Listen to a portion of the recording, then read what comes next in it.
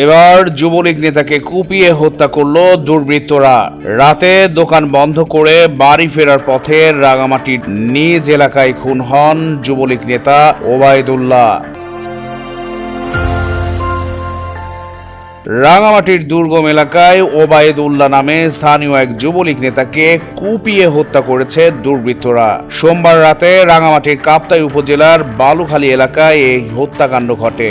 নিহত যুবলীগ নেতা ওবায়দুল্লাহ কাপ্তাই উপজেলার রায়খালী ইউনিয়ন যুবলীগের সহসভাপতি বলে জানা গেছে।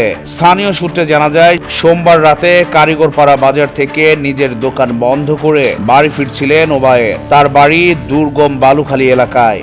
বাড়ি ফেরার পথে নিজ এলাকায় এই যুবলীগ নেতাকে কুপিয়ে হত্যা করা হয় বলে জানান রায়খালী ইউনিয়ন পরিষদের চেয়ারম্যান মঙ্কো মার্মা। তবে হত্যাকাণ্ডে কে বা কারা জড়িত এ ব্যাপারে কিছু জানতে পারেনি বলে জানান কাপ্তাই উপজেলা যুবলীগের সাধারণ সম্পাদক তানভীর সিদ্দিকী। তিনি বলেন, বালুখালী একটি দুর্গম এলাকা, এখানে ইউনিয়ন যুবলীগের সহসভাপতি ওবায়দুল্লাহকে কুপিয়ে হত্যা করা হয়।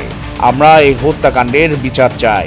রাঙামাটির চন্দ্রঘোনা থানার ভারপ্রাপ্ত কর্মকর্তা মোহাম্মদ শাহজাহান কামাল বলেন, নিহত ব্যক্তির রাজনৈতিক পরিচয় আমরা এখনো পাইনি।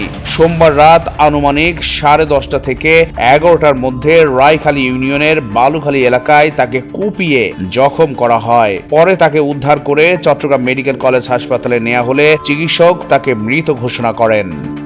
চট্টগ্রাম প্রতিদিন নিউজ ডেস্ক।